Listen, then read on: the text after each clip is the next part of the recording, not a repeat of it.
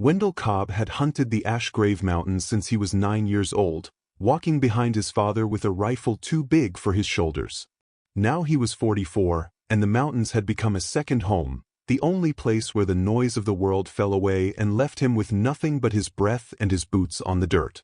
His dog Birch trotted beside him that morning, nose low, tail wagging in slow, steady arcs.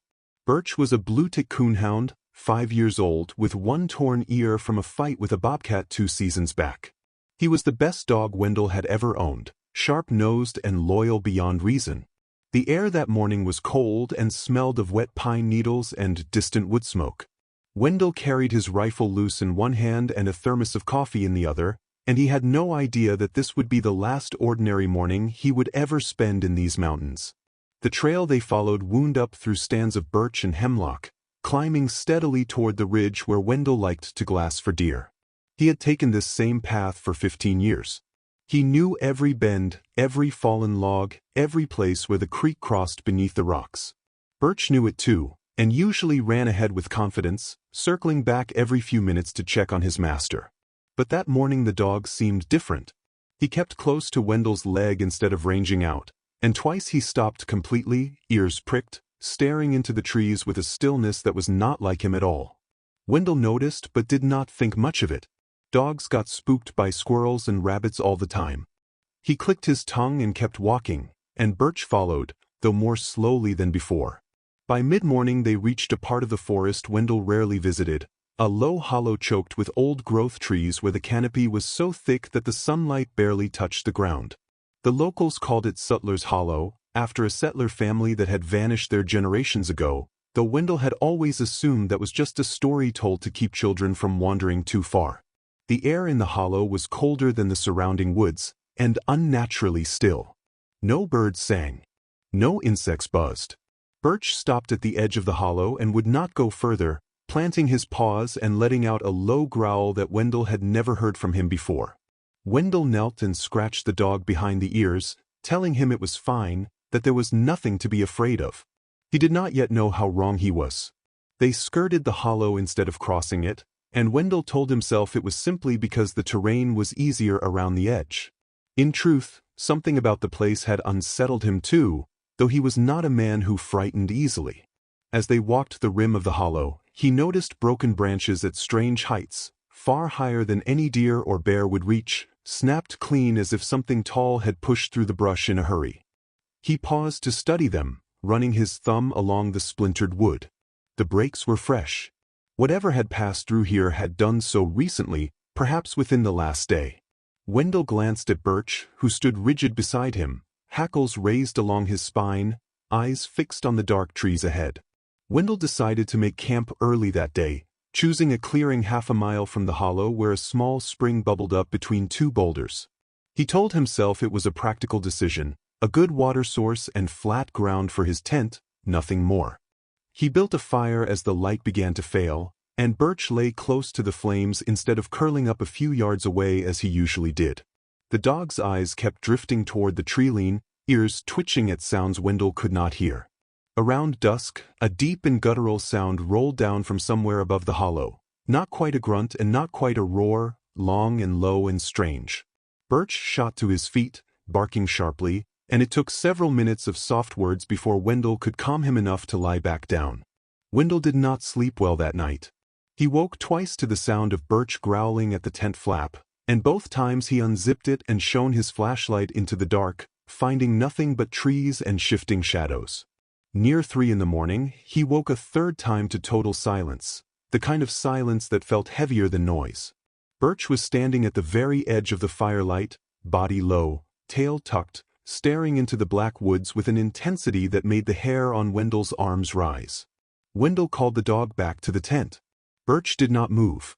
He called again, louder this time, and the dog finally retreated, but he spent the rest of the night pressed against Wendell's side, trembling slightly, as though waiting for something that never quite arrived. Morning came gray and overcast, the sky pressing low over the ridgeline like a lid.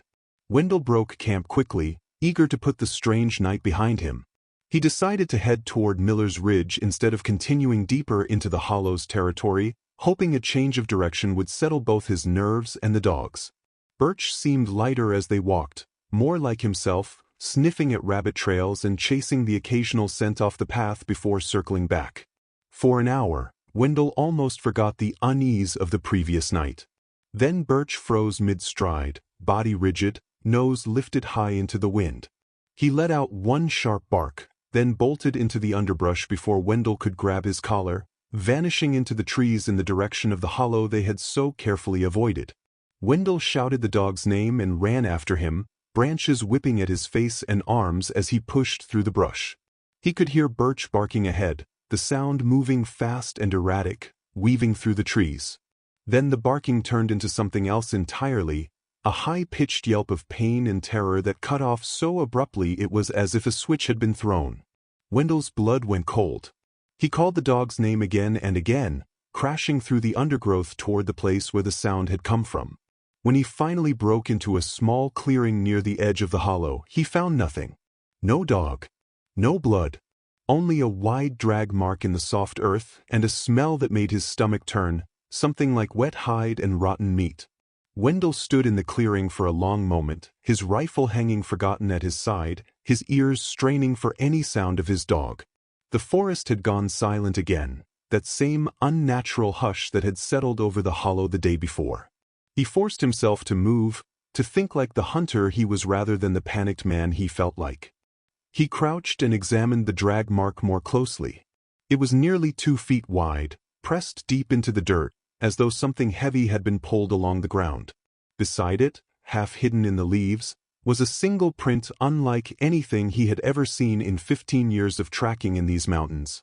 It was shaped almost like a hoof, but split wrong, with the faint impression of toes pressed in alongside it. Wendell knelt over the print for a long time, turning it over in his mind. He had tracked black bear, mountain lion, elk, and wolf, and he knew every print those animals left as well as he knew his own handwriting. This was none of them. It was too large to be a deer, too strange in shape to be a hog, and the stride length between this print and the next, when he found it 10 feet on, suggested something that walked upright or close to it. He thought briefly of old stories he had heard as a boy, campfire tales about a creature in the Ashgrave hollows with the body of a man and the head of a boar, said to take what it pleased and drag it back into the dark. He had always dismissed them as nonsense meant to scare children. He was no longer certain. He followed the drag mark and the strange prints for nearly a mile, deeper into terrain he did not recognize, where the trees grew close and twisted and the ground sloped steadily downward into rock and shadow.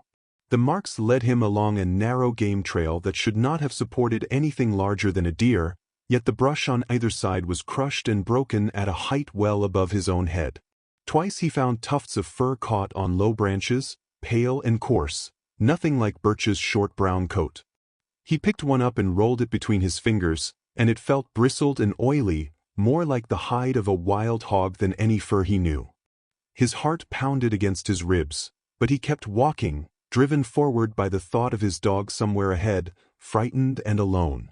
By early afternoon, Wendell came upon an old hunting cabin set back from the trail, half collapsed under decades of snow and neglect, its roof caved in on one side and its door hanging from a single rusted hinge. He had heard of a trapper named Eli Hask who once lived alone in these mountains, a man who had not been seen in town for years and was presumed dead or moved on. Smoke curled faintly from a crooked stovepipe jutting through the roof, and Wendell approached cautiously, calling out before he reached the door. A voice answered from inside, rough and unused, telling him to come in slow and keep his hands where they could be seen. Wendell pushed open the door and found an old man sitting by a small fire, a shotgun resting across his knees, his eyes sharp despite his age. The old man introduced himself as Eli Hask and did not lower the shotgun until Wendell explained who he was and what had happened to his dog. When Wendell described the prints and the drag mark and the strange grunting sound from the night before, Eli's face changed, the color draining from it slightly, though his hand stayed steady on the gun. He set the shotgun aside and told Wendell to sit, then poured him a cup of something bitter and hot from a dented pot on the stove. He said that what Wendell had found in the woods was not a bear or a hog, and that he himself had seen the same prints 20 years ago, after his own dog disappeared near the same hollow and was never found again. Eli spoke slowly, choosing his words with the care of a man who did not enjoy revisiting old memories.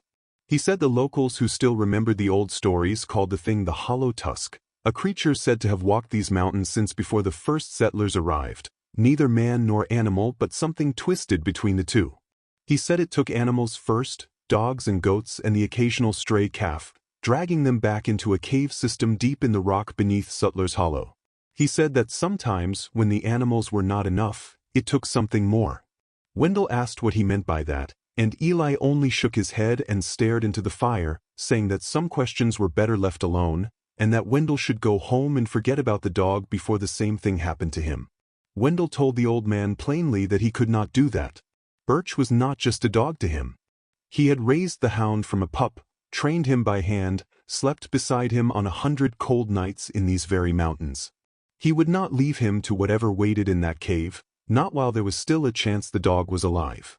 Eli studied him for a long moment, then sighed and reached beneath a floorboard near the stove, pulling out an old hand-drawn map, its edges soft and frayed with age. He traced a line with one crooked finger, showing Wendell the rough location of a cave mouth on the far side of the hollow, hidden behind a wall of fallen rock. He warned Wendell 3 times before letting him take the map, telling him that whatever he found in there, he should be ready to leave something behind to get out alive. Wendell left the cabin as the afternoon light began to thin, the map folded carefully in his jacket pocket. Eli's warnings echoed in his mind as he walked, but they did little to slow his pace.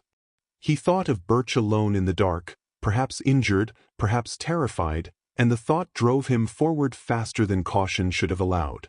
The trail Eli had marked led him in a wide arc around the hollow, climbing along a ridge of broken granite before descending into a narrow ravine choked with dead trees. The light here was strange, filtered green and gray through the canopy, and the silence pressed in on him from every side. He checked his rifle twice, though he was no longer certain a bullet would be enough for whatever he was about to face. As he descended into the ravine, Wendell began to find more signs of the creature's passage. Bones were scattered among the rocks, some old and gray, picked clean and bleached by years of weather, others fresher, still bearing scraps of hide and sinew. He recognized the skull of a deer, antlers broken at the base, and beside it the smaller skull of what might once have been a dog or coyote. He made himself keep walking, though his hands had begun to shake slightly around the stock of his rifle. The smell grew stronger here too, that same rotten, musky odor from the clearing where Birch had vanished, thick enough now that he had to breathe through his mouth to keep from gagging. The ravine narrowed further as the day wore on, the walls rising higher on either side until Wendell felt as though he were walking through a stone corridor rather than a natural valley. He found more prints here, pressed deep into the soft mud near a trickling stream, and this time there were 2 distinct sets, one larger than the other. He knelt and studied them closely, his throat tightening. One set matched what he had seen before, the strange split hoof shape with the suggestion of toes. The other was smaller, narrower, and dragged slightly with each step, as though whatever made it was being pulled rather than walking on its own. He pressed his palm against the smaller print and felt a desperate hope rise in his chest. It was the right size for Birch. Encouraged by the discovery, Wendell pushed on with renewed urgency, following the twin trails as the ravine began to slope downward into deeper shadow. The trees thinned and gave way to bare rock, and ahead he could see the dark mouth of a cave set into the hillside, exactly where Eli's map had promised it would be. Loose stone was piled at the entrance, as if something had once tried to seal it and failed, or as if something inside wanted to discourage visitors without fully blocking the way. A cold draft drifted out from the opening, carrying with it the same rotten smell that had followed him for the better part of the day.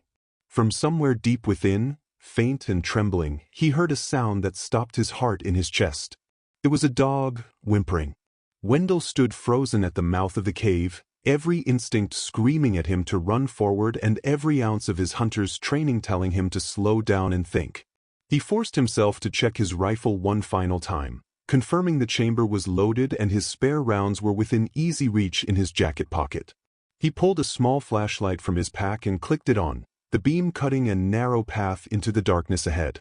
The whimpering had stopped, but he was certain he had heard it, certain enough to risk everything on it. He took a breath, steadied his nerves as best he could, and stepped over the loose stones at the entrance, leaving the gray daylight behind him and entering the dark.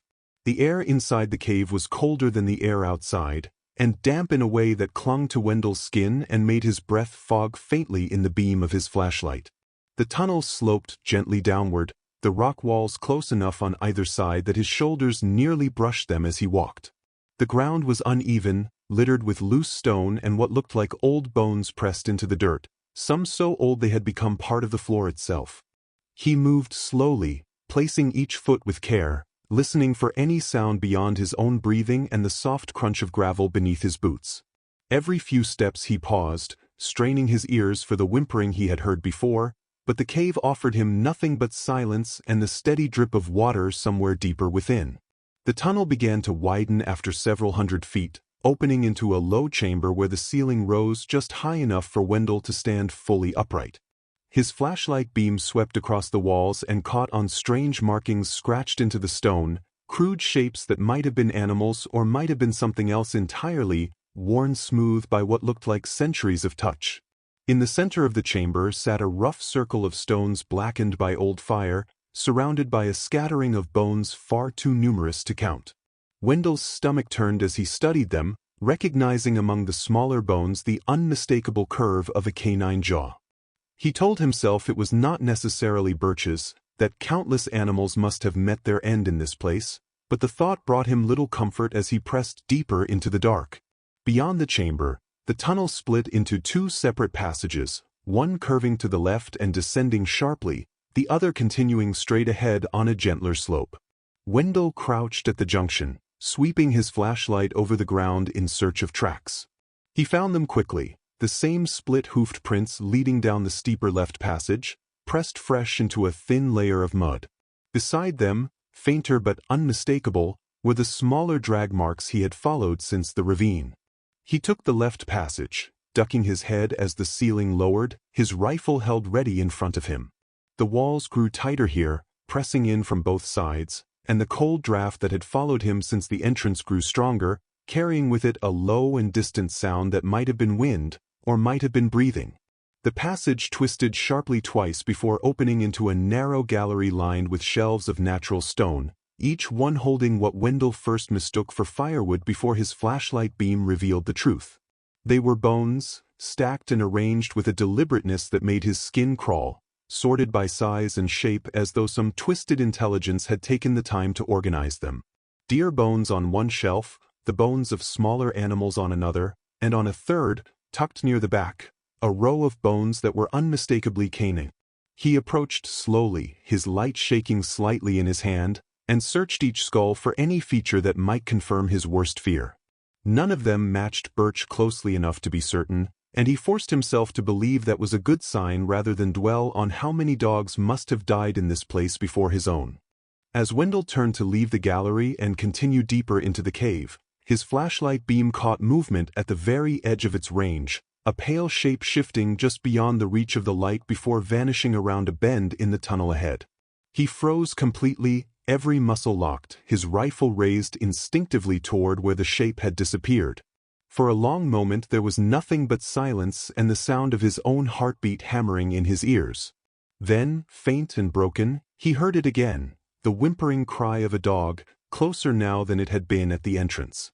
It was enough to break the spell of fear holding him in place. He moved forward, faster now, following the sound deeper into the tightening dark. The tunnel narrowed until Wendell had to turn sideways to fit through a gap in the rock, his rifle pressed awkwardly against his chest. On the other side, the passage opened unexpectedly into a wide cavern, far larger than anything he had encountered so far, its ceiling lost somewhere above the reach of his flashlight. The floor sloped down toward a still black pool of water at the center, and around its edges he could make out more of the strange scratched markings from the earlier chamber, larger here, more deliberate, forming shapes that might have been meant to represent a figure standing upright with something jutting from its head. He swept his light across the cavern slowly, searching every shadow, every recess in the stone, until the beam caught on a huddled shape near the far wall, chained at the neck to an iron stake driven into the rock. It was Birch. Wendell's heart leapt into his throat as he recognized the torn ear, the brown and white coat now matted with dirt and dried blood.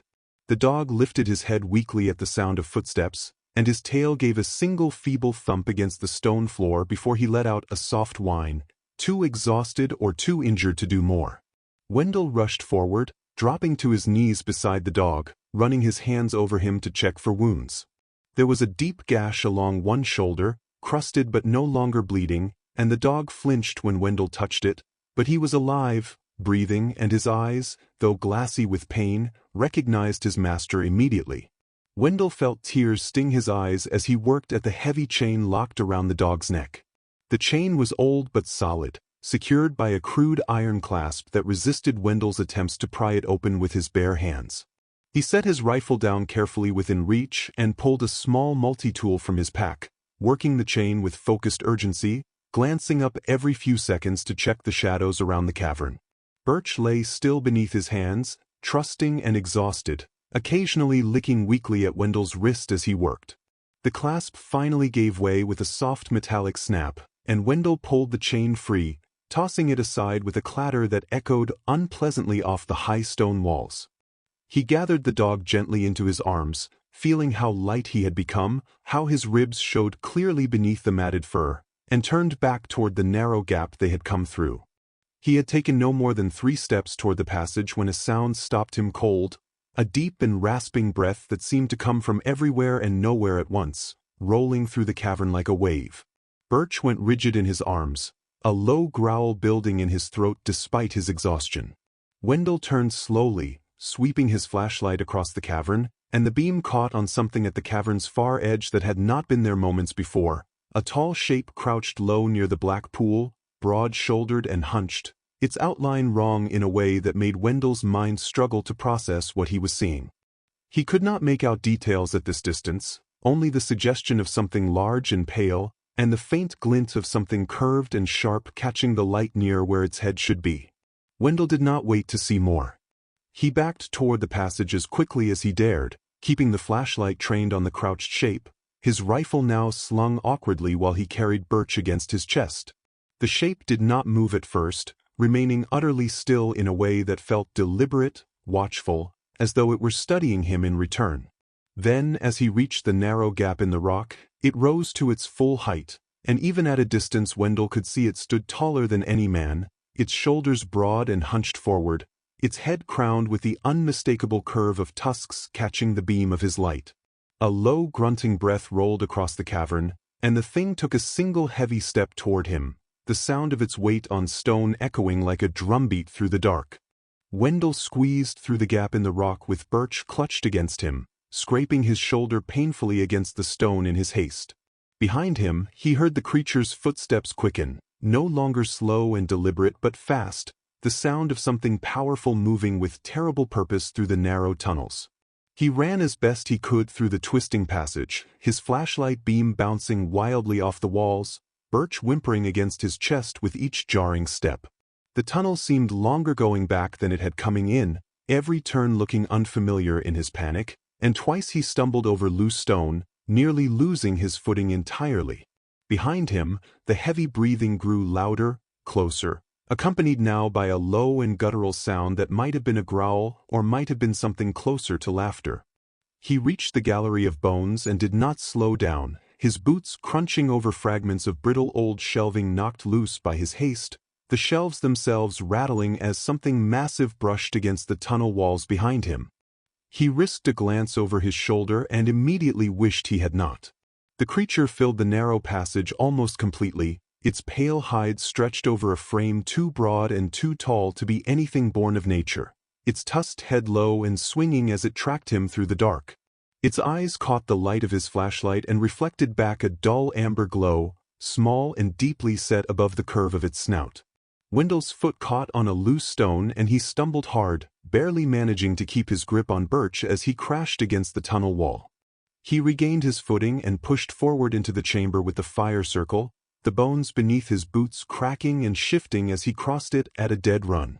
The split in the tunnel lay just ahead, the gentler passage toward the surface visible in the beam of his light, and for one desperate moment he believed he might actually make it out.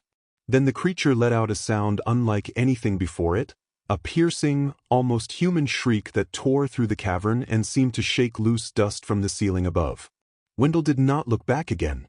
He sprinted for the passage, his lungs burning, Birch's claws digging into his jacket as the dog clung to him with whatever strength remained in his battered body.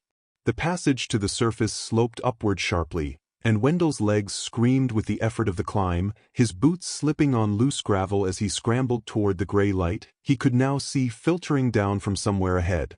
The creature's footsteps had fallen strangely silent behind him, and the absence of sound was almost worse than the pursuit itself, a held breath stretched too long. He did not slow to question it. He pushed on, rounding the final bend in the tunnel, and the entrance came into view ahead, the loose stones at its mouth outlined against the fading daylight beyond. Hope surged through him with a force that nearly buckled his knees. He was close. He could see the way out. He pressed forward with everything he had left. He burst from the cave mouth into the open air, gasping, the cold evening light striking his face like a blessing after the suffocating dark of the tunnels. He did not stop running, scrambling over the loose stones at the entrance and down into the ravine beyond, Birch still clutched tightly against his chest. For nearly 100 yards he did not look back, focused entirely on putting distance between himself and the cave, his breath tearing ragged in his throat. When he finally allowed himself to glance behind him, he saw nothing following, only the dark mouth of the cave receding behind the trees, silent and still. A fragile relief began to creep into his chest, though something in the back of his mind warned him it was far too soon to feel safe. Wendell did not stop moving until he reached the old hunting cabin, arriving as full dark settled over the mountains, his legs trembling with exhaustion and his arms aching from carrying Birch the entire way. Eli opened the door before Wendell could knock, his shotgun already in hand, his weathered face creasing with something between relief and grim confirmation as he took in the sight of the injured dog and the wild look in Wendell's eyes. He ushered them both inside quickly, bolting the door behind them, and set about tending to Birch's wounds with a practiced hand while Wendell collapsed into a chair by the fire, finally allowing himself to shake. Eli listened in silence as Wendell described what he had seen in the cavern, his expression growing darker with every detail. When Wendell finished his account, Eli was quiet for a long moment, staring into the fire with the look of a man revisiting old and painful memories. He finally spoke, his voice low, telling Wendell that what he had seen in the cavern was the same creature that had taken his own dog 2 decades before, the same creature the old stories called the Hollow Tusk. He said it was not simply an animal, that it seemed to take pleasure in the hunt itself, in the fear of those who came looking for what it had stolen. He warned Wendell that the creature would not forget tonight, that it had been close enough to see his face, and that creatures like it were known to remember those who escaped them, sometimes for years, waiting for the right moment to settle the matter. Wendell wanted desperately to believe the danger had passed, that the worst of it was behind him now that Birch was safe and warm by the fire, his wounds cleaned and bandaged with strips of old cloth. He told Eli he intended to leave the mountains at first light and never return to this part of the Ashgrave Range again. Eli nodded slowly but did not look reassured, his eyes drifting often toward the shuttered window as the night deepened outside. Around midnight, a low and distant sound rolled down from the direction of the hollow, faint but unmistakable, the same guttural cry Wendell had heard echo through the cavern hours before. Birch lifted his head weakly at the sound, ears pinned flat against his skull, and a thin whine escaped him before he pressed himself closer against Wendell's leg. Neither man slept that night. Eli kept his shotgun across his knees by the fire, occasionally rising to peer through the gaps in the shuttered window, while Wendell sat with Birch curled tightly against him, one hand resting protectively on the dog's side. The sounds from the mountain continued through the dark hours, sometimes close, sometimes distant, never quite predictable enough to settle into a pattern Wendell could brace himself against. Near dawn, the cries stopped entirely, replaced by a silence so complete it felt like its own kind of warning. Eli told Wendell that silence like that, after a night like the one they had just endured, was rarely a good sign, and that they should leave the cabin together as soon as there was enough light to see the trail clearly. They set out at first light, Eli leading the way down a route he claimed was shorter and safer than the path Wendell had taken in, skirting wide around the edge of Sutler's Hollow rather than passing anywhere near it. Birch walked stiffly beside them, favoring his injured shoulder but otherwise managing the pace, staying close to Wendell's leg with none of his usual confidence. The morning air was unusually still, the kind of stillness that made every snapped twig and rustled leaf sound far louder than it should have. Wendell found himself glancing over his shoulder every few minutes, unable to shake the feeling that they were being watched, perhaps followed, by something keeping carefully out of sight among the trees that lined the trail. They had covered perhaps 2 miles when Eli stopped abruptly, raising a hand for silence, his head tilted as though listening for something Wendell could not yet hear. After a moment, Wendell caught it too, a heavy and deliberate rustling moving parallel to the trail, keeping pace with them through the dense brush just out of sight. Birch let out a low growl, the fur along his spine standing on end despite his exhaustion. Eli motioned for them to quicken their pace, and they did, moving as fast as the terrain allowed, the rustling in the brush keeping perfect, unsettling time with their footsteps. Twice Wendell thought he glimpsed a pale shape moving between the trees, gone again before he could be certain he had seen anything at all. The rustling fell away as they crested a low rise, and for a stretch of nearly half a mile the woods around them seemed ordinary again, filled with the small sounds of birds and wind that had been so conspicuously absent before. Wendell allowed himself to hope they had outpaced whatever had been tracking them, though Eli's grim silence suggested he did not share that hope. They were perhaps a mile from the trailhead and Wendell's truck when the ground began to tremble faintly beneath their boots, a rhythmic and heavy impact growing steadily louder behind them. Eli turned, his face draining of color, and told Wendell to run, that there would be no reasoning or hiding from what was coming, only the chance of outrunning it to open ground. They ran, branches tearing at their clothes, Birch struggling to keep pace despite his injury, his breath coming in ragged gasps beside Wendell's pounding boots. The heavy footsteps behind them closed the distance with terrible speed, accompanied now by that same piercing shriek Wendell had heard in the cavern, closer and louder than before, echoing off the surrounding rock until it seemed to come from every direction at once. Eli stumbled on a root and went down hard, and Wendell turned back without thinking, hauling the old man up by his jacket, losing precious seconds he could not afford to lose. When he looked up, the creature had closed half the distance, crashing through the trees behind them with a force that splintered branches as thick as a man's arm. Eli shoved Wendell forward, telling him to keep running, that he would hold the creature off long enough for Wendell to reach the truck with the dog. Wendell refused, but Eli raised the shotgun and fired into the trees behind them, the blast deafening in the close confines of the woods, buying a single precious moment as the creature recoiled with a furious bellow.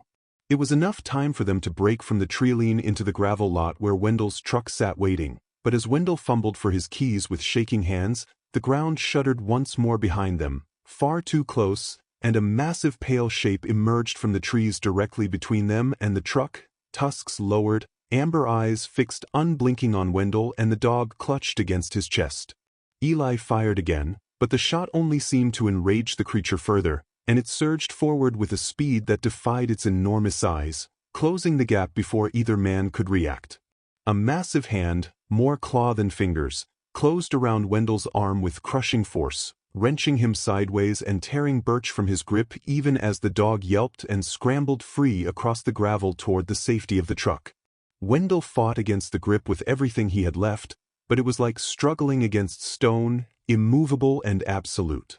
The last thing he saw clearly was Eli's horrified face and Birch crouched trembling beneath the truck, safe, alive, watching with wide and helpless eyes as the creature dragged Wendell backward into the trees, back toward the mountain, back toward the dark, and the gravel lot fell silent once more beneath the gray and indifferent morning sky. If you liked this video, feel free to like and subscribe for more like it. And if you would like me to create a story for you, simply comment your topic and I will drop a video the next day. Thanks for watching. I hope you enjoyed the story. See you in the next one.